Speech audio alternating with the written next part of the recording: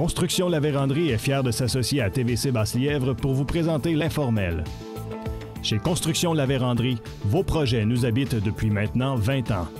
Pour en connaître davantage sur tous nos modèles, visitez constructionlavérandrie.com.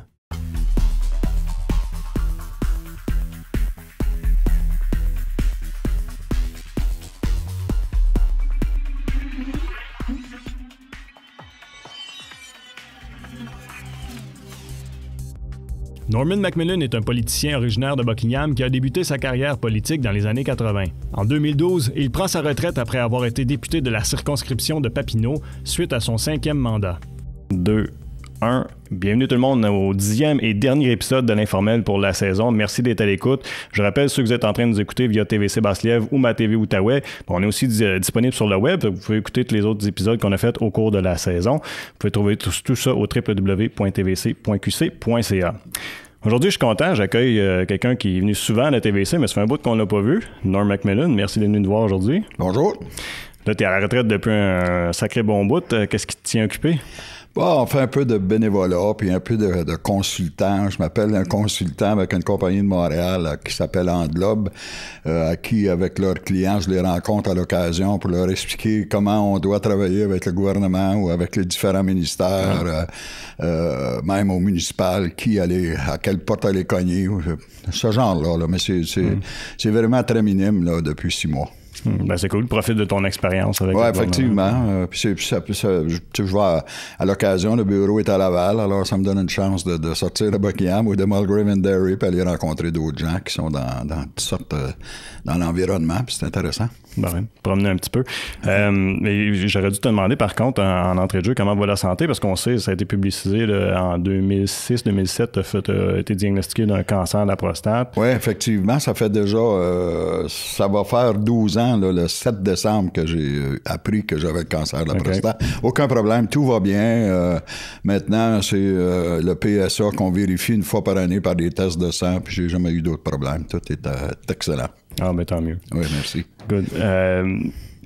La raison pour laquelle j'ai pensé t'inviter d'ailleurs, c'est parce qu'en septembre passé, tu as reçu une médaille de l'Assemblée des mains de notre député présent, Mathieu Lacombe. Ce qui a été tout un honneur, j'en suis certain, puis on va y revenir. Chose cocasse que j'ai trouvée, puis j'ai hâte de t'entendre là-dessus, c'est que dans la même semaine, le gouvernement a fait une annonce à propos d'Autoroute 50, et puis là, Mathieu s'est permis un commentaire où est-ce qu'il a dit, puis je l'ai noté, puis je vais citer comme faux. Il dit, je dis souvent que la situation, en parlant de la situation avec la 50, il dit, je dis souvent que c'est un peu le symbole de l'immobilisme libéral qu'on a connu ici dans la région pendant tellement d'années. Lui qui vient te donner une médaille, des bonnes poignées de main, vous êtes toutes friendly, est-ce que ça veut dire qu'en politique, c'est un peu comme des athlètes dans un ring de boxe, mettons, ou est-ce que il y a un peu d'adversité, mais en dehors de tout ça, on est cool, on est chumé. C'est quoi ta perception? Je te répondrais comme à la norme. L'autoroute 50 est là. Quand on a décidé, le Parti libéral ou le gouvernement Charest, d'aller de l'avant puis commencer la construction de l'autoroute 50, j'avais un choix. M. Charest m'avait dit, écoute, on a 856 millions, ça coûte 1,5 milliard pour faire un 4 voies d'un bout à l'autre. Alors, si on a budgété le 800, si tu nous donnes l'OK, on va commencer avec ça, puis en allant, on va rendre ça à un 4 voies. Alors, c'est la décision qui a été très simple pour moi, pour prise. Je pense pas que c'est l'immobiliste. Je pense que c'est juste une action qu'on a prise selon les moyens dans ces années-là. En 2006, on l'a annoncé, on l'a construit, puis on l'a fait. Moi, je suis encore très satisfait de l'autoroute 50. Alors, les commentaires de Mathieu, ça m'a pas blessé du tout. Ça fait partie de la politique. Comme tu dis, une ronde de boxe ou une game de hockey. Mais c'est pas le cas. On n'a pas été immobile là, dans ce dossier-là. On l'a fini. On l'a construit selon nos moyens, avec l'intention d'aller de l'avant plus tard pour me faire un 4 voies. C'est tout. Mais le sens de ma question, je suis content que tu aies pu préciser ça, mais le sens de ma question, c'est un peu, est-ce que en général, là, quand, je vais appeler ça comme ça, le ring de la politique, là, est-ce que c'est toujours comme ça, parce qu'on vous voit à l'Assemblée, tu sais, bon, vous cochez d'un bord puis de l'autre, mais après ça, est-ce qu'il y a un peu, parce qu'en même temps, hein, j'imagine qu'il faut que tu tisses des liens où est-ce que tout le monde s'entend si tu veux faire progresser les choses, tout ça. Fait que ça doit être, je me demande si c'est différent, tu sais, quand les caméras roulent. Moi, c'est pas différent. Moi, ça me dérange pas du tout. Moi, j'ai pris ma retraite en 2012. Alors, écoute, ça fait déjà proche 7 ans. Ça va faire 7 ans que j'ai pris ma retraite. Et de blâmer le Parti libéral, ça va. C'est the name of the game. Tu sais, je veux dire, tu blâmes tout le temps le parti qui était là avant. Je sais pas si c'est la bonne manière de faire de la politique aujourd'hui. Moi, j'ai parti un petit peu à cause de ça. J'étais un peu tanné de critiquer puis tout ça. J'aimais mieux travailler puis mettre les dossiers en avant puis au lieu de critiquer sur un bord puis sur l'autre. Là. Mais écoute, ça, c'est à eux de décider ça. S'ils veulent continuer de critiquer le parti, qui continue. Moi, je suis plus là. Mais écoute, ils font un bon travail, la CAQ. Mathieu fait un bon travail. Alors, c'est de même que je réponds. Moi. Go for it, puis continuez. Puis s'ils réajoutent un 4 voies sur l'autoroute 50, tant mieux. L'autoroute Norm-Macmillan va se réaliser pour le vrai. C'est une petite farce plate. Qui, en fond, de la vision, j'imagine que tu avais depuis le départ. Oui, écoutez, tu sais, j'avais un choix, comme je me répète. Il y avait 856 millions sur la table. Je sais pas pour dire non. Hein? Ouais. Alors, on l'a commencé. Elle était déjà commencé de Hall Hall. Aujourd'hui, Gatineau, mais quand même de Hall à Buckingham dans le temps. Et on a continué jusqu'à la chute. Alors, tant mieux. Il faut l'améliorer. Alors, c'est leur devoir de le faire. C'est-tu ta plus grande réalisation? Ça doit. Non. Ça fait partie, non. Moi, ma plus grande réalisation, JF, là, c'était de recevoir les gens à mon bureau à toutes les semaines pour essayer de leur aider dans leur dossier. Ouais, j'ai été, je pense, reconnu que même les 23 ans et demi que j'étais là, quand quelqu'un m'appelait, je retournais à mes appels immédiatement. J'attendais pas, c'est moi qui retournais à mes appels. Si l'appel était pour moi, je le faisais dans le 24 heures. Et je rencontrais les gens, j'ai été présent. Je pense que ma plus grande réalisation, c'est d'être près de la population puis des commettants du comté de Papineau. C'est ça dont je suis le plus fier. Ah, c'est bien. Ça te surprend-tu? Non, mais non, pas du tout, ça me surprend pas, parce que j'ai toujours eu cette perception-là de toi, puis tu me confirmes la perception que j'ai eue. Puis, tu sais, je pense, j'ai l'impression aussi que les gens de la région, les gens de Buckingham, du moins, c'était Norm de Buckingham. Oui, puis encore, même après 7 ans d'avoir quitté la vie politique, tout partout que je vois, je sens que... Comment je dirais ça, que les gens me reconnaissent encore, puis ils me disent bonjour, allô Norm, comment ça va? Puis ça, j'aime ça à mort. Je trouve que c'est comme le cadeau d'une carrière politique que les gens te reconnaissent encore, même s'ils ne sont pas toujours été d'accord avec moi. Comme les gars disaient souvent, Norm, c'est Norm, mais quand même, je pense que j'ai fait le travail qu'on voulait que je fasse. Puis je suis très heureux de ça. Ben, tu me donnes l'impression de quelqu'un que même si tu n'as pas les mêmes idéaux politiques, pour toi, c'est pas, c'est pas problématique. Écoute, très fédéraliste, tout le monde le sait. C'est la raison pourquoi j'ai commencé en politique dans les années 80 au Parti libéral du Québec pendant les fameux référendums, et j'ai continué. Mais une fois que à l'Assemblée nationale, une fois que la période de questions était terminée, là, je tournais à la page, puis ces gars-là, c'était comme moi puis toi aujourd'hui. S'il y avait besoin, quand j'étais ministre du Transport, il y avait besoin de l'aide dans certains dossiers, c'était je rencontrais tout le monde. Cette partie-là, moi, j'ai jamais eu... Mais je suis très partisan, il n'y a pas de doute, j'ai toujours été, je le serai toujours. Dans le sport, c'est la même chose. Très, pas agressif, là, mais tu sais, je veux gagner. Je me mets des choses de l'avant, je vais aller jusqu'au bout.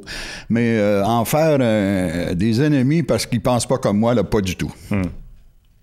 Comment tu as trouvé ça, quand même, de recevoir la médaille pour revenir à la médaille? Ça a été une surprise, me dire honnêtement. Quand je reçois le téléphone, bonjour, M. Macmillan, bonjour, je ne reconnais pas la voix tout de suite. Et il dit, c'est Mathieu Lacombe. Salut Mathieu. Puis je le connaissais un peu comme journaliste. Il était venu une fois ou deux chez moi faire une interview. Là. Même quand j'ai pris ma retraite, c'est lui qui était venu. Okay. Bon monsieur, puis tout ça. Puis il dit, j'ai quelque chose que je veux, c'est à toi de décider. Je veux t'offrir la médaille de l'Assemblée nationale. Ah oui? Puis mon épouse était à côté, je regardais, puis elle comprenait parce que le micro était dessus. Alors, j'ai dit oui tout de suite. Et puis, en plus, il a dit que Mme Paulette Lalonde, qu'on a travaillé pendant 14 ou 15 ans ensemble, quand elle était préfet et maire de Plaisance, était en même temps la nomination. J'ai accepté. Puis c'est un honneur d'avoir la médaille de l'Assemblée nationale. J'avais participé, c'est pas moi qui ai décidé, mais j'ai participé à la décision de remettre une médaille de l'Assemblée nationale. J'étais whip. Et quand Jean-Pierre Charbonneau, qui était président dans le temps, a emmené ça au bureau de l'Assemblée nationale. C'est comme un conseil d'administration du bureau de l'Assemblée nationale. Et les whips de chaque parti, avec un collègue de chaque parti, on siège là-dessus, puis on est comme le ministère de toutes les... qu'est-ce qui se passe à l'Assemblée nationale, et j'avais accepté, je trouvais que c'était une idée formidable. Puis aujourd'hui, je suis un récipiendaire, je suis très heureux. Oui, c'était le fun. Puis c'est pas moi qui ai pris la décision, mais j'ai participé à ça, là, à l'année que c'est venu au monde, si tu veux. Je pense que c'était en 2002 ou 2003, je suis pas sûr. OK. Tu vois, je savais pas, je pensais pas que c'était quand même récent, là, considérant le... Mais là, après que ça a été mis sur la table, c'est chaque député a le droit de mettre des gens dans son comté en nomination pour leur recevoir la médaille. OK. Fait qu'il y en a-tu il y a des gens qui en reçoivent à chaque année? Moi, à chaque comté? oui. Mathieu, je ne sais pas si c'était les premières fois, là. Moi, dans mon cas, je l'avais donné à 3 personnes dans le temps que j'étais là, depuis 2002. Là. M. Guy Bisson, M. Bernard Desjardins, puis André Strévé, qui avait empêché un désastre là, quand il était comme chauffeur de taxi. Ah, je me souviens de cette histoire-là. Oui. J'avais donné cette médaille, la médaille. Mais j'ai entendu l'histoire quand tu as remis la médaille. Oui, c'est ça. C'est ça le fois. Tu sais, ça. C'est une médaille que je pense, c'est toi qui décides, le député. Puis c'est bien, c'est très bien. Ben, c'est très bien, sûrement, je n'ai eu une. Quand tu as des idées ou des projets, quelque chose que tu veux développer là, pour ton comté, est-ce que c'est difficile? Est-ce que c'est difficile de mettre sur pied puis de partir quelque chose puis de réussir à obtenir? Parce que, tu sais, on a vu des politiciens qui sont allés en politique puis ils ont été désillusionnés après un certain temps puis ils ont dit « Ah, ça marche pas, ça avance pas ». Comment tu as trouvé ça? Ben moi, j'ai pas trouvé ça. T'sais, je veux dire, quand tu as une idée... Mais souvent, une idée vient d'un groupe de personnes dans ton comté. Tu sais, je veux dire, les routes, ça, c'est la MRC Papineau qui met de la pression sur leurs députés pour avoir de l'argent dans chacune des municipalités, pour avoir de l'asphalte. Partir un groupe de touristes, j'avais parti ça avec Richard Charlebois dans la MRC Papineau, un groupe de touristes. Tu veux une association touristique de la Lièvre et la Petite-Nation. Ça, c'est un travail d'équipe. Puis aller le vendre à Québec, mais ça, c'est toi, ça. Ça, c'est ton rôle. Tu deviens vendeur, tu parles aux bonnes personnes. Je pense que la manière pour expliquer ça, je disais souvent à Mme Lalonde, un exemple, à Paulette, sois patiente, là. Ça peut prendre 3 mois, 4 mois, mais quand le bon temps va, que je vais aller cogner à la porte du ministre pour lui demander 1 million ou 500 000 ou 200 000, ça va être le bon temps, puis on va l'avoir, inquiète pas. J'ai toujours travaillé un peu mes dossiers comme ça, avec patience, dire aux gens, on va prendre le temps de le faire, on va se préparer. Quand tu avais un bon dossier, bien préparé, bien étoffé, il n'y a personne qui disait non. Même j'ai fait 9 ans dans l'opposition, moi, de 94 à 2003. Ah, mais ça, j'allais te demander, l'opposition, c'est encore plus difficile, me semble, non? Pas du tout. Je veux dire, on a réalisé peut-être pas toutes, mais la majeure partie des dossiers que j'avais. M'oublie pas des dossiers, là. Le plus petit dossier au plus grand dossier, quand tu mets le travail dedans, tu réussis, ça fait plaisir aux gens. Faut être bon négociateur. Je sais pas. Il n'y a pas un peu de... je vais t'aider dans ce dossier-là. Si tu m'aides dans ce dossier-là, à l'opposition, même chose. Oui, quand tu es ministre, tu parles à un autre ministre, tu peux faire des échanges de dossiers. Mais j'ai été ministre 4 ans, les 4 dernières années. Avant, j'étais whip. Fait que whip, j'étais bien placé parce que tu siégeais au Conseil des ministres. J'ai été président de caucus aussi. De 2003, j'ai été au Conseil des ministres de 2003 jusqu'à temps que j'ai quitté 2012. Il y a beaucoup de gens qui ne savaient pas ça, mais quand tu es président de caucus, nous, dans notre temps, on siégeait au Conseil des ministres et le whip siégeait au Conseil des ministres. Aujourd'hui, je ne sais pas si ça se fait, là. Je ne suis pas au courant. Alors, ça veut dire que tu vois les ministres au privé à tous les semaines. Alors, il n'y a rien de meilleur. Mais négociateur, quand tu as un bon dossier, là, c'est assez facile.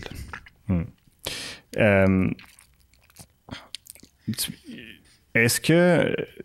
Au niveau tu parlais tantôt d'être proche des gens, parce que là, tu as fait de la politique municipale, tu as fait de la politique au provincial. Est-ce qu'au niveau d'être de la proximité des gens, est-ce que tu sentais qu'il y avait plus, tu étais aussi proche je ne veux pas dire des problèmes, mais des dossiers des gens de la communauté au provincial autant qu'au municipal? Même chose. C'est toi là, qui décide si t'es proche. Tu ne l'es pas d'après moi. Là. Quand j'étais conseiller municipal, j'étais conseiller du quartier du Westward, de l'autre côté de la rivière. Dans ce temps-là, on préparait le budget au début de l'année, puis après, on suivait le budget le reste de l'année. Mais quand il y avait un arbre qui tombait, puis il fallait couper, puis ramasser, puis ça, c'était ton rôle. Moi, les gens m'appelaient, je donnais un instant, puis j'accrochais, puis j'allais voir direct. Puis dans ce temps-là, on avait François Chalifou qui s'occupait du genre des infrastructures, puis tout ça. Tu l'appelais, il venait aussi. Le motto, là, dans ce game-là, là, la bonne manière de le faire, c'est le service à la clientèle. C'est moi, c'est de même que je faisais ça. C'est d'être serviable, puis même si tu dis non à l'occasion, pas souvent, mais à l'occasion, il y avait des dossiers que tu pouvais vraiment pas c'est pas réglé, là, tu sais. Mais si tu leur disais, mais écoute, là, je vais te dire oui ou non, mais on va travailler sur le dossier. Puis tant qu'on avançait, j'appelais, je disais, on est rendu là, il va arriver telle chose. Oh, puis là, à la fin, si ça ne marchait pas, on leur disait aussi. Alors, j'ai été chanceux. C'est peut-être un peu pour ça que j'ai pas été critiqué vraiment dans le temps que j'étais là. Puis ça, au municipal, c'était avec le maire Scullion? Oui, avec Reggie. Comment c'était de travailler avec lui? C'est très bien. C'était une école extraordinaire. Reggie, c'est un homme c'est un self-made man, tu sais, qui avait beaucoup d'argent, mais qui a bâti ça par lui-même, son argent, puis que ses qualités, c'était un autre qui était proche des gens, puis il surveillait ses scènes, il coupait ça en quatre, il dépensait pas d'argent pour rien, fait qu'il faisait la même chose à la ville, puis ça a été ça a été une expérience extraordinaire de travailler avec lui.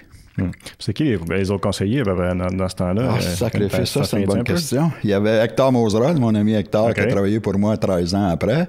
Il y avait Paul-André Guénette, qui était conseiller. J'ai travaillé un peu avec Jacques Larreau, un petit peu. Là. Ben oui. Après ça, il y avait... Jacques. Raymond Laporte, qui était infirmier à l'hôpital, puis qui est décédé aujourd'hui.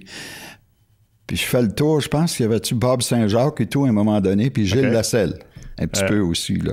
Si ma mémoire est bonne, JF, là, mais je pense que c'est à peu près les gens qu'on... ça me donne une image. M. Saint-Jacques, il n'était pas chef des pompiers? Oui, dans le temps. Non, c'est son frère Raymond qui était le chef. Lui, il était comme un lieutenant là, avec ça. Mais il était conseiller municipal, un petit peu avec moi, je pense, pour 4 ans. Puis, qu'est-ce qui t'a emmené à dire je vais m'impliquer? Parce qu'avant ça, j'imagine, est-ce que tu avais l'hôtel déjà? Oui, j'ai acheté l'hôtel en 72. Alors, je l'ai eu jusqu'en 2003. Moi, j'étais dans l'hôtellerie quand j'ai commencé à la ville. Tu parlais tantôt de service à la clientèle. Ça vient peut-être de là? Ça vient là. Ça commence un peu là, absolument. Tu as bien raison. Mais j'ai été élu conseiller municipal en 83. Novembre 83 la première fois, et j'ai été réélu en 87, puis j'ai quitté pour aller au provincial au début 89. Mais c'est quoi qui t'a dit « Ah, je vais me lancer en politique? » Ça a tout commencé. Je réponds toujours la même chose. Mon père était conseiller municipal, puis moi, j'étais tout jeune, puis quand il y avait les soirs des élections, je trouvais ça formidable, le monde qui venait chez nous, féliciter mon père, puis après, tous les gens qui venaient le voir. Alors, ça a créé un intérêt. À l'école, j'étais tout le temps proche, là, soit j'ai été pendant une année président de l'école, puis j'étais sur le comité, puis j'ai toujours été là, puis n'importe quoi pour pas être dans la classe, alors j'organisais bien des choses, soit qu'on a joué au hockey, nettoyer la glace, la salle de tir, faire des pièces de théâtre, mais n'importe quoi pour pas être en classe. T'étais le gars qui organisait des affaires. Oui, c'est ça. C'est ça.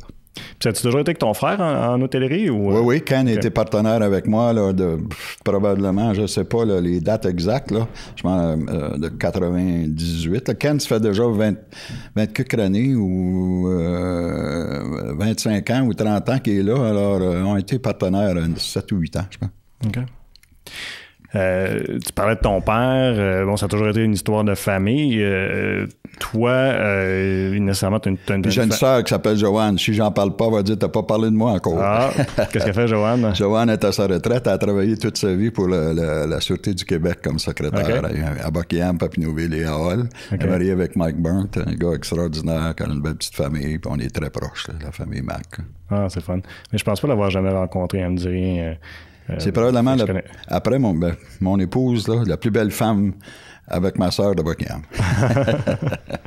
Mais tu parles de ton épouse, puis je m'en allais parler de famille. Ça doit être une expérience qui est toujours... La famille doit être impliquée tout le temps. Elle n'a pas le choix. Ouais. Avec l'horaire que tu as. Oui, elle est impliquée des fois, je sais pas... Quand je suis arrivé à Québec, mon gars, j'ai 2 enfants, Martin et Kim. Kim, elle a... les âges, là, 45, Martin 46, 40. Kim, elle a 43, puis Martin 45, whatever. Oui, Martin a 45, parce que je sais qu'il est à peu près 50. Et ils ont été impliqués, mais tu sais, je les ai jamais impliqués directement. Tu sais, c'était moi qui étais le député, c'était moi qui allais aux activités. Tu sais, quand il y avait une activité familiale, il venait sûrement avec moi. Mais quand je suis arrivé à Québec, Martin avait 14 ans, 15 ans, fait que pareil. Fait que quand j'arrivais le jeudi, salut le père, puis la titre, tu sais, c'était pas... Alors, ça ne dérangeait pas bien. Je pense pas que ça a été un problème majeur. Ça a été peut-être qu'ils ont manqué leur père souvent dans certaines occasions, hein, mais ils me l'ont jamais dit. Mais tu t'éloignes de ta famille sûrement parce que t'es pas chez vous pendant 24 ans. Je veux dire, tu pars le lundi, puis tu reviens jeudi soir, t'es chez vous les fins de semaine, puis les fins de semaine, c'est les activités. Mais on avait la chance d'être ensemble quand même. Bien, ça m'a donné l'impression, il me semble que c'est à ta dernière élection, je me souviens d'avoir vu ton gars, me semble, là, quand il y avait les résultats. Ouais. Puis vous étiez dans un câlin et tout ça. Ouais. Puis ça m'a donné l'impression que tu étais quand même près de ta famille, malgré la situation. Il était impliqué, puis on en parlait, il discutait. Puis j'ai été le plus présent possible avec mes enfants. Ils ont toujours été proches. Puis, mais ils n'ont jamais eu d'intérêt pour la politique comme non, toi? Non, pas du tout. Pas du tout. Pas du tout. Ta dernière élection, c'était en 2007-2008, ton dernier mandat. Oui. À ce moment-là, la participation était dans les alentours d'un 56-57% dans ce coin-là. C'était pas extraordinaire. Est-ce que ça te décevait de voir que... Oui, absolument, parce que dans la région, ici, on était tout le temps 10% en bas de la moyenne. Ah, oui, en plus. Si tu regardes ça, là, si je me rappelle bien, là, ça fait longtemps que je n'ai pas regardé ces détails-là, mais tu sais, si c'était 67 ou 68 pour la province, nous, on était tout le temps 58-59. On était tout le temps entre 7 et 10 de moins. Okay. Pourtant, tous les candidats avaient une bonne organisation.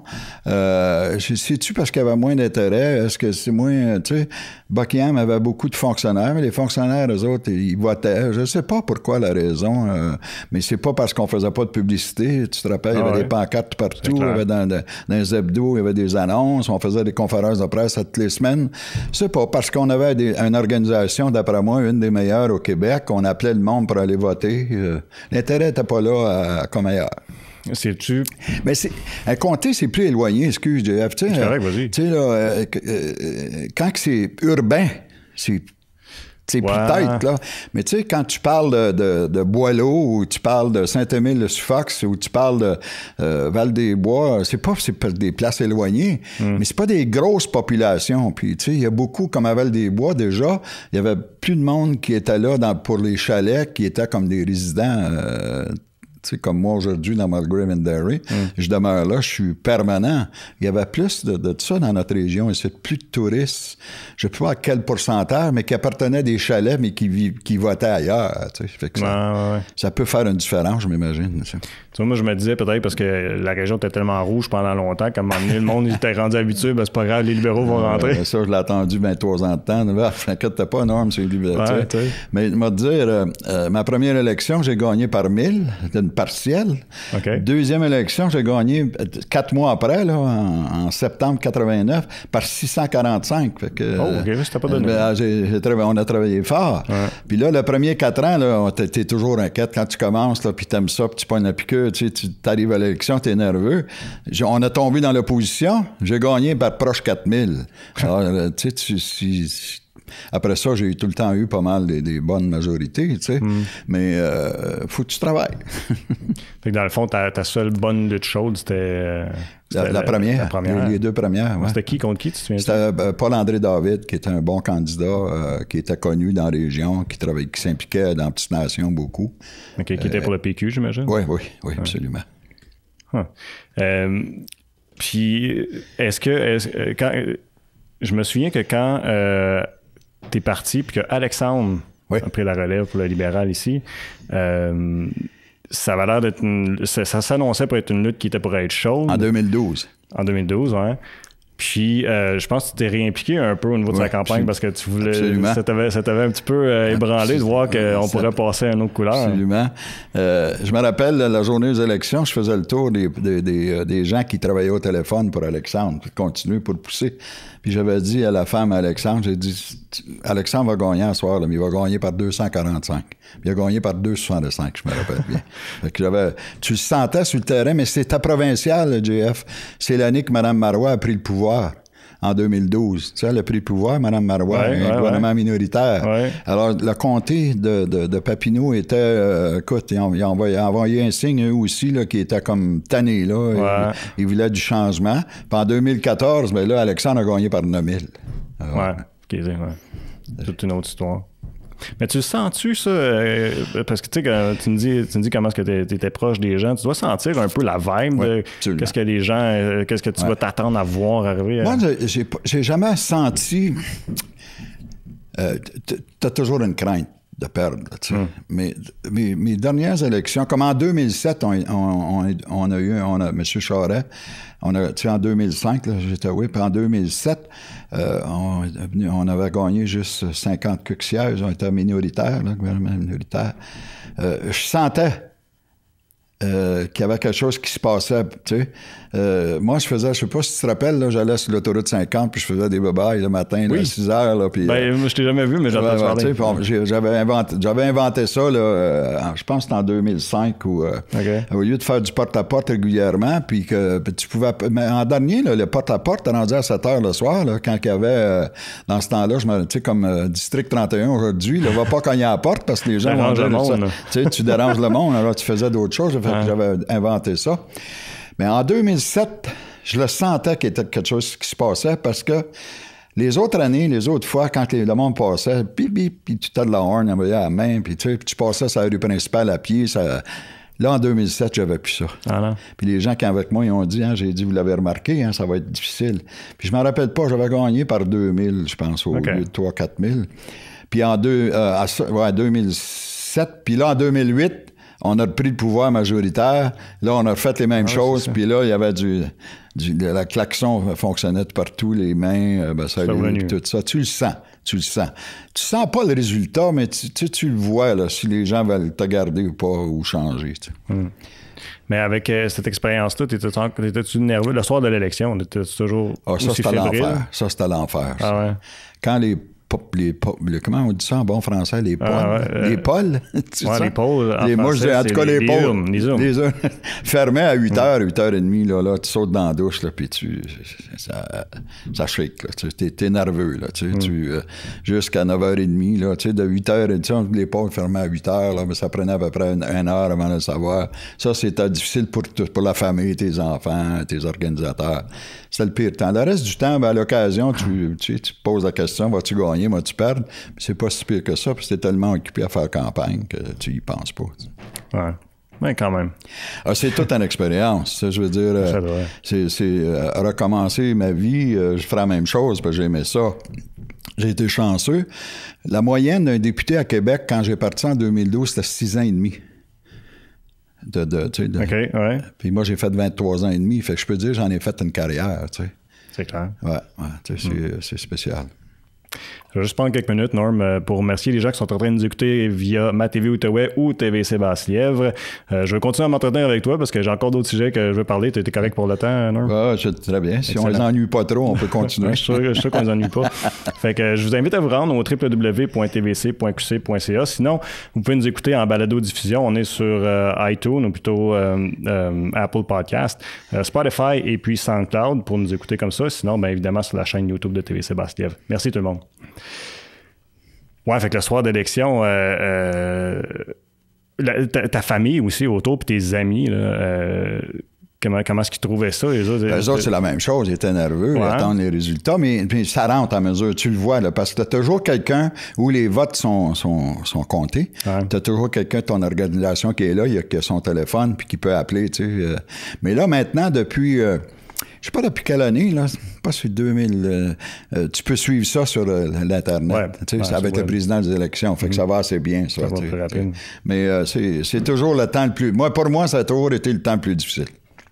Les dernières élections provinciales, on a eu une bonne participation, je suis au-dessus des 70 et tout ça. 60 dans Papineau. 60, bon, tu vois. Pourquoi, tu penses? Je ne sais pas. C'est bizarre, on s'est posé la question tantôt, là. Est-ce que... j'aimerais bien ça le savoir. Peut-être plus de jeunes c'est pas parce qu'il n'y a pas d'organisation. Non, pourtant, les jeunes... c'est facile de dire c'est les jeunes, mais les jeunes votaient. Je sais pas. Franchement, là, je pourrais pas te le dire. J'ai aucune idée parce que on a toujours... En tout cas, le temps que était là, on avait une organisation formidable par village. J'avais des téléphones dans tous les villages qui avaient 200 personnes ou 5000. On travaillait à chaque village indépendant, organisé. Puis on appelait, puis on forçait pas les gens. Puis... Mais quand le monde ne sont pas contents, souvent, là, tu vas voir sortir beaucoup. Ouais. Ça, c'est clair. Ouais, c'est ça. Est-ce qu'il monde t'est gêné d'aller te voir quand il n'était pas content de quelque chose? Ah, pas du tout. Oui, pas du tout. Mais j'espère. C'est parce que j'étais facile d'approche, tu sais. Hein? Puis, j'ai tout le temps respecté les gens d'une opinion différente ou qui avaient un problème. Non, pas du tout. Pas du tout. Le gros dossier en Outaouais, là, ça a toujours été la santé. Yes, sir. Aujourd'hui, c'est pas bien mieux que c'était avant. Ouais. On a vu des derniers palmarès, là, bon, on est des hôpitaux, les pires hôpitaux en Outaouais, encore une fois, qui ressortent. Ouais. Qu'est-ce qui se passe? Je ne sais pas. Tu sais, je disais souvent, j'aimerais donc ça. Je disais à Philippe Couillard, là, quand j'ai travaillé avec Philippe, j'aimerais donc ça être capable de trouver une solution pour la santé au Québec. C'est difficile comment... Je sais pas. Pourtant, on a des médecins, on a des infirmières, le service est là. On attend dans les hôpitaux. Est-ce que les gens vont à l'urgence pour rien, puis attendent, puis ça fait monter les heures? Ça, dans le temps, on avait vérifié ça. Je ne sais pas. La région n'est pas en santé non plus. Ça, c'est une des choses qui ressort. Ça a peut-être un lien à faire. Mais tu sais, si je le savais, là, je serais le bon Dieu aujourd'hui d'avoir arrêté ça. Ouais. Je ne sais pas. Les efforts, on faisait des efforts pour trouver des médecins pour qu'ils viennent dans l'Outaouais. J'ai travaillé beaucoup là-dessus mes dernières années avec les gens de la région. Il y a beaucoup de monde qui ont des médecins maintenant, comme 10 ans passés, il y a des gens qui n'avaient pas de médecin, mais là, ça s'est amélioré. Ça s'est amélioré, les efforts. Puis ça a été fait par le ministre de la Santé dans le temps d'accepter d'augmenter les gens pour aller prendre leur cours médical, le cours de médecin. Je ne sais pas c'est quoi la solution. Vraiment, je ne sais pas si ça prendra comme à deux vitesses. Regarde à Buckingham, là, un exemple, là, depuis qu'on a le centre de santé, si tu veux, en haut de la pharmacie Uniprix. Il y a maintenant 30 médecins que là. Ça va bien, ça. T'attends moins critiquer à Buckingham pour les gens pour avoir un service personnel. Il y a de l'attente dans les spécialités. Les cataractes, là encore, c'est rendu à 18 mois, t'attends, c'est difficile, ça. Je trouve ça, c'est de la misère à comprendre. Je sais pas. Moi, si quelqu'un le savait, ça serait réglé. C'est pas un manque d'argent. Parce que 50% des budgets au Québec, c'est pour la santé. Alors, est-ce que c'est mal distribué, c'est mal divisé? Je ne le sais pas. Est-ce qu'on devrait retourner anciennement que chaque centre hospitalier s'occupe de ses affaires, pas obligé de suivre la CISO puis tout ça, là, dans le vieux temps. Tu avais Mathieu qui était directeur de l'hôpital ici, qui administrait ça hors pair avec les médecins, il y avait un conseil d'administration. On n'avait pas de problème. Est-ce que c'est faut retourner dans les vieilles manières? Je ne le sais pas. Est-ce qu'on doit l'essayer? Je le sais pas. Je suis plus là. Fait que c'est difficile. C'est très difficile. Ça va toujours exister, d'après moi. On me comptait une fois à Québec dans un banquet, puis j'étais assis à la table avec un médecin de Montréal. Puis on parlait des urgences dans le temps, comment c'était difficile. Lui, le médecin, il dit, puis c'est un médecin de l'hôpital juif à Montréal. Quand le Canadien jouait le samedi soir, pas un chat à l'urgence. Pas 2, pas 3, pas 4, pas un chat. Pas vrai. Pour le vrai, là. J'ai dit, ben voyons, docteur, c'est un anglais. Doctor, you're pulling my leg, tu sais.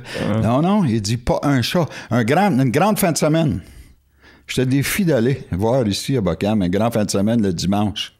Si lundi est congé, s'il y a du monde, santé.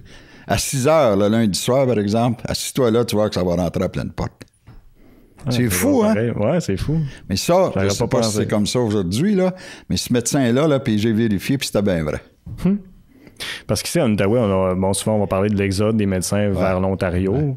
Fait que, quand tu dis qu'il n'y a pas assez d'argent, mais dans ma tête, c'est OK, mais peut-être qu'il faudrait avoir des meilleurs salaires pour garder notre personnel, mais ça, les salaires, c'est pas un problème. Je remarque bien qu'ils veulent acheter. Ils disent qu'on paye trop les spécialistes, imagine-toi. Mais on vit dans une région frontalière. On a l'hôpital pour le cœur à Ottawa.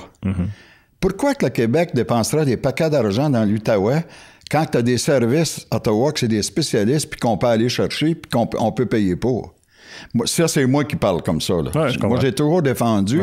Il y a jusqu'à un certain point, c'est vrai qu'on dépense beaucoup d'argent à Ottawa, mais il y a des spécialistes à Ottawa mondial, comme dans le temps avec le Dr. Keon pour le cœur. Alors, pourquoi on irait à Montréal voir les spécialistes tant qu'on juste à côté, nous autres, nos voisins, Mais mon voisin, Ottawa, c'est le Canada. Puis on est encore au Canada, hein, puis j'espère pour longtemps.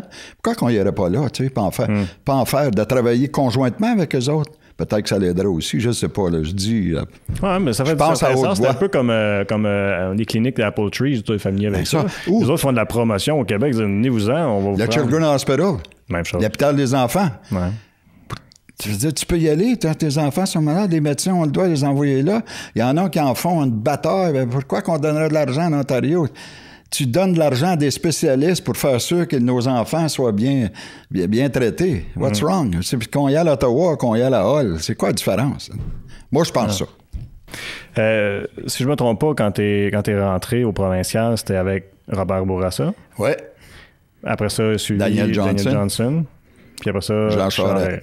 Mais il y a eu des chefs intérimaires, là, tu sais, avant qu'il y ait les courses à chefferie, comme Mme Gagnon-Tremblay. Ah, OK. Puis Jean-Marc Fournier un petit peu, là. Mais vraiment, mes chefs, ça a été M. Bourassa, de 89 à 93. Daniel Johnson, 93-98. Puis mon chum Jean, de 98 à 2012, quand je suis parti. J'ai envie de dire que, puis je suis curieux de t'entendre là-dessus, que probablement Robert Bourassa, c'est peut-être le plus aimé des trois. Johnson aussi, je dirais. Charest, c'était plus controversé, plus difficile. Ben, ça te sens ça comme ça? Plus difficile pour Charest par ceux qui ne l'aimaient pas parce qu'il était très populaire. Puis c'est un gars qui avait une personnalité extraordinaire puis il a fait une bonne job. M. Bourassa, c'est comme René Lévesque ou Jean Lesage, c'est des premiers ministres qui ont emmené des choses, tu sais. Jean Lesage, la Révolution tranquille, M. Bourassa, l'électricité, puis le développement économique, c'était tout le temps sa marque de commerce. Jean Charest, ben là, puis Daniel Johnson, mais c'était dans les temps difficiles pour la santé, qui ont mis beaucoup d'efforts pour essayer, puis l'économie était très difficile, tu sais. Okay. Il y a tout ça en même temps, là. Ça veut dire, Johnson, c'est des années 90? 93 à 98. Mais il était premier ministre 2 ans à peu près, là. Puis il était chef de l'opposition 94 à 98. OK. Ouais, parce qu'il y avait eu un petit crash économique. Ouais, là, mais j'ai aussi siégé avec Jacques Parizeau, qui était premier ministre. OK, ouais. M. Bouchard, Lucien, j'avais beaucoup de plaisir avec, là, tu sais, puis Bernard Landry. Ça a été les premiers ministres en même temps que moi. T'es-tu capable d'apprécier autant les chefs de l'opposition, même si, dans ce qu'ils ont réussi à accomplir de leur côté? Quand tu es dans l'opposition, un chef de parti... l'opposition, puis il y a des bonnes choses quand même qu'ils ont développées, même quand tu es dans l'opposition. Tu veux dire les premiers ministres de l'opposition? Ah oui, absolument. Écoute, Lucien Bouchard, j'ai eu un plaisir énorme avec. Je n'ai pas siégé longtemps, mais 4 ans avec, 2001-2003, je pense. Mais... c'est lui qui voulait couper le salaire de tout le monde, puis moi, j'étais contre ça, puis en tout cas, ça faisait... Mais M. Parizeau, c'était un homme de classe, tu sais, on disait tout le temps... la bourgeoisie, tu sais, puis il était toujours à sa place. M. Landry, on le voyait moins là, à l'occasion, mais il me parlait un petit peu en dernier parce que Maxime Pedneau-Jobin, le maire, qui demeure à Buckingham, il venait le voir, puis il me parlait souvent de ça, la 50, j'ai passé ça à 50, des affaires de même. Mais vraiment, t'es proche avec ton chef à toi, tu sais, plus que d'autres choses. À travers tes années, nécessairement, il a fallu que tu deals avec certaines situations moins le fun. Entre autres, avec les médias, des fois, c'est pas toujours rose. Il y a eu puis, le ride de bateau? Ben, tu vois, j'ai pensé à celle-là, mais je l'avais pas noté. C'est pas vrai, là, du tout. C'est une pure invention. Ça a été difficile, ça, parce que ça a été difficile sur mon gars Martin qui travaillait puis qui travaille toujours au Chenoy. Les gens qui n'étaient pas de mon parti taquinaient Martin. Ah, ton père était prendre une ride de tu sais, puis c'était pas vrai pantoute. C'était quoi le nom? Je ne sais pas du nom du monsieur. L'italien, là. Curso? À Curso, okay. C'est ça. Puis c'était pas vrai pantoute. C'était une pure invention de quelqu'un qui aurait dit à M. Charest que toi, tes ministres avaient été là, puis c'était pas vrai. Ça a été prouvé là, que c'était pas vrai. Là, mais ça fait rien. Il y a des gens qui pensent que c'était vrai. Ça doit être dur sur soi, premièrement, quand tu te fais accuser de quelque chose qui n'est pas vrai, puis il y a encore bien plus difficile quand ça va dans ta famille. C'est ça. Puis tu sais, aujourd'hui, avec les réseaux sociaux, ça sort, puis ça sort vite. Hein? C'est pas comme dans le temps que j'ai commencé en politique, tu avais 24 heures, tu pouvais rectifier. Là, c'est plus le cas. Non, là, c'est instantané. Ça a été une autre expérience. Puis, moi, je sais que c'est pas vrai. C'est pas grave. Mais il me semble que ça prend des nerfs pareils pour tenir ça. Là, on a parlé de celle-là, mais il y avait eu ton commentaire pour André Boisclair. Tu as dit quelque chose comme. Il était pas se faire knocker. Je trouve que ça, moi, personnellement. Mais ça, c'est à moins, ça. Tu sais, je veux dire, le journaliste, il me dit que tu penses que Boisclair va faire. J'ai dit, Charest va le knocker tout de suite en partant. Donc, puis je pense que la veille, on va être un combat de boxe avec Jean. Tu sais, il y a des fois. Mais ça avait fait tout un. J'ai même une caricature chez nous dans mon garage. J'ai tout gardé ça, là, tu sais, sur le mur de tout ça. Là, que Charest, moi, je suis côté de la ring avec les lunettes, puis j'ai les lunettes à l'envers de même. Puis Charest, lui, il swing vers Boisclair, tu sais, mais c'est... C'est quelque chose qui a sorti des médias, la caricature? Oui, ça a sorti dans le Devoir. Ça, j'ai pas vu ça. Dis-moi, ça me dit rien. Mais ça, les journalistes sont servis de ça. Tu sais. Oui, mais c'est à ça que je voulais en venir. Il me semble que est-ce que des fois, on fait un peu des cas avec pas grand-chose? Oui, absolument. Là. Tu sais, ça dépend du temps. Puis des fois, quand il n'y a pas grand-chose, mais on ramasse quelque chose, on va avoir du plaisir avec ça. Les journalistes sont humains, pareil comme tout le monde. Tu sais. Mais c'est difficile parce que quand j'ai travaillé avec M. Couillard là, pour 2 ans là, comme conseiller spécial, le Journal de Montréal, c'est plus des journalistes qui ont. Là. C'est des enquêteurs. Okay. Il y avait 12, supposément, journalistes reconnus par la presse de l'Assemblée nationale. Sur les 13, il y en avait 12 qui étaient des enquêteurs. Voyons donc. T'sais. Pas de la police, là, l'Assemblée nationale. T'as pas besoin de police là pour enquêter sur le dos du monde. Ils ont tout essayé, puis il n'y a rien qui se passe, là. C'est une autre histoire, ça. En même temps, c'est un peu, jusqu'à un certain point, leur travail de s'assurer que le gouvernement agit de la bonne façon. Absolument, mais tu sais, je veux dire, tu inventes pas une nouvelle. Ouais, ça c'est une autre histoire. Mal mais invente-les pas quand t'écris. Mais... Tu sais, il y a un côté aussi de moi qui a envie de dire, ben, tu sais, les politiciens, là, puis là, je pense à les fameux commentaires qui avaient été pris par le micro, bon, est-ce que tu t'es échappé? C'était dans le cas de la ride de bateau, là, ça. Puis c'était pas j'avais pas dit qu'est-ce qu'ils ont dit là, cette semaine? Ils m'ont parlé encore, là, mais j'avais dit que la grosse. Mais j'avais pas dit, en tout cas. Mais ça, je l'ai dit. Je m'étais excusé. Mais je l'avais dit, mais ça, c'est que je venais de recevoir le téléphone de mon gars qui disait, ben c'est quoi ça date, l'affaire? T'es en bateau là, avec Arcusso. J'ai dit, c'est pas vrai, Martin. J'ai dit, pourquoi? Mais là, il dit, les gars, je me fais narguer là, par des clients ici. T'sais. Le lendemain, elle se lève, elle dit ça. Fait que moi, le micro, là, ils l'ont ramassé sur le micro de mon voisin, de Pierre Moreau. Okay. Mon micro t'a fermé, moi. Puis moi, je m'ai juste reviré, puis je parlais à moi-même, là. Ouais. Mais là, il y a un gars qui l'a attendu, fait qu'ils ont amplifié le son, puis ils l'ont sorti. Mais à quoi j'en ai, c'est qu'à un moment donné, vous êtes des humains aussi. Là. Ben oui, ça n'avait pas sa place, pareil. Oui, je suis parfaitement d'accord, mais je veux dire... Mais quand même, écoute, tu te fais narguer pour des affaires qui n'est pas vraies, puis tes enfants se font piquer pour ça. Ouais, là, ça dépasse. Fait que je l'ai dit, puis après ça, ça a été fini. Ouais. Ben, ça a été fini, c'est pas vrai, il en parle encore. Ouais, mais là, pourquoi qu'il en parle là? Ben, dans la presse, il disait, là, il parlait de qu'est-ce qui se passe à l'Assemblée nationale. Puis on dit, comme dans le temps, Norm MacMillan. Ah, c'est vrai, puis ils ont ramené... C'est drôle. C'est ça qui est plat. Ben, tu sais, tout est filmé, tout est enregistré. Ça me suit encore, tu sais. Mais mon point, c'est ça. C'est qu'à un moment donné, il me semble que comme politicien, tu as le droit à l'erreur aussi. T'as-tu le droit à l'erreur? Ça fait partie de la game. It's part of the game. Tu sais, là, écoute, si tu fais une erreur ou quelque chose, ben écoute, faut que tu payes pour, si tu veux. Ouais. Puis j'ai dit ça, puis tu sais, c'est pas parce que je suis même pas libéral, mais en fait, je suis pas si intéressé à la politique de nos jours. Là. Mais tu sais, je suis pas un gars je suis pas ici pour dire, moi, je vais défendre Norm dans ses affaires. Je veux juste dire que tu sais, n'importe qui peut faire des erreurs, puis il me semble qu'en politique, tu sais, c'est un peu pareil. Tu sais. Mais il faut que tu manges 2-3 tapes de temps en temps. Tu sais. Ouais. Pas partie de la game. Tu te relèves, ça va se dingue. En dehors de ça, tu as toujours fait partie des Lions? Oui, ça fait 50 ans. 50 ans? Cette année, au mois de mai, j'ai eu 50 ans. On a fêté ça au mois de juin. Et les Lions m'ont honoré en me donnant un membre à vie. Je suis devenu membre à vie. Il y a le Lion Horace Gauthier, ça fait 62 ans. Puis moi, je suis dans ma 51e année. Puis aussi dans le Chevalier de Colomb, ça fait 54 ans. Puis... moi, j'étais un petit peu d'avis que puis j'aimerais savoir ton opinion là-dessus, que les organismes communautaires comme les Lions, ça fait partie... C'est un peu eux autres qui font, je trouve, les plus gros changements dans la communauté, peut-être même plus que le gouvernement.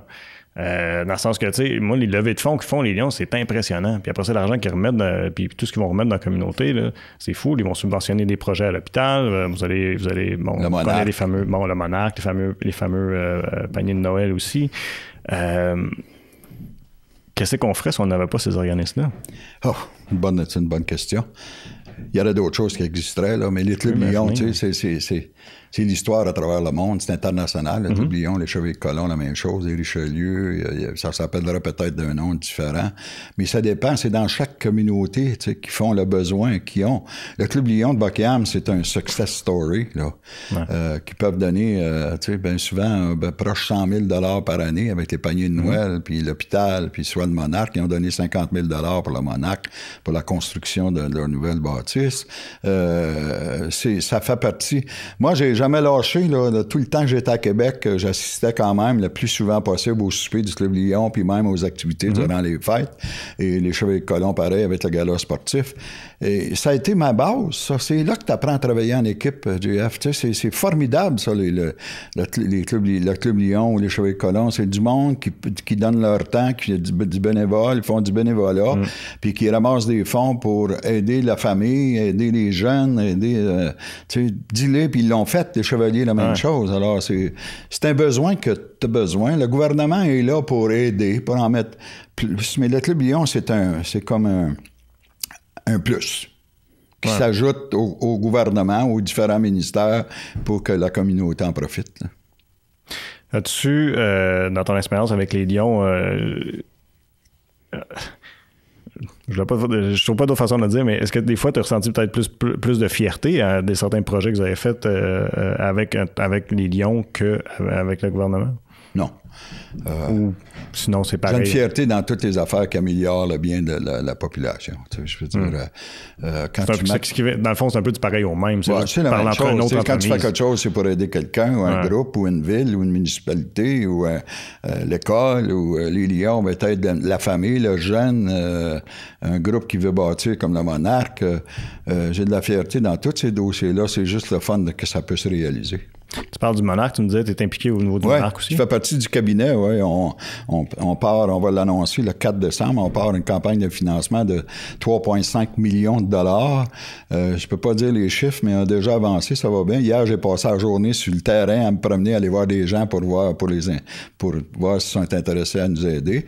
On est bien reçus tout partout. Ça va être un bien d'avoir notre propre place chez nous, dans notre comté, pour la dignité quand tu es malade, tu as le cancer, toute autre maladie à la fin de tes jours. Tu sais, c'est formidable.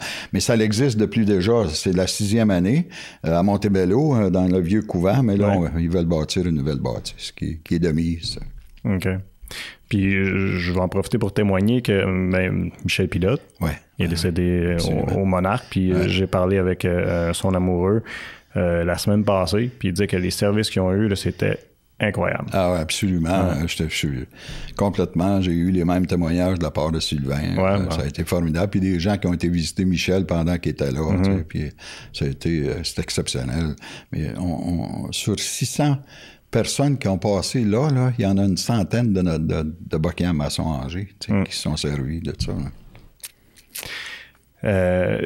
Je veux juste revenir sur les organismes communautaires puis les Lions. On dit que la relève, c'est difficile. C'est toujours le cas? Dans le Club Lion, je dirais que non. Non? C'est difficile, mais on a toujours 50 membres et plus. Là, si je regarde, on appelle ça le roster, nous autres, les membres du Club Lion, il y a des jeunes, des Mathieu Daou, des Alex Mosera, les Marc-André, j'oublie son nom, là, des nouveaux. Il y a beaucoup de jeunes de rentrée. Là. Puis il y a encore les vieux qui sont là, comme moi, là, qui demeurent, les Jacques Charbonneau, les Richard Besner, les Pierre Boitler, les Pierre Pelletier, ils sont tous... Il y a un bon match.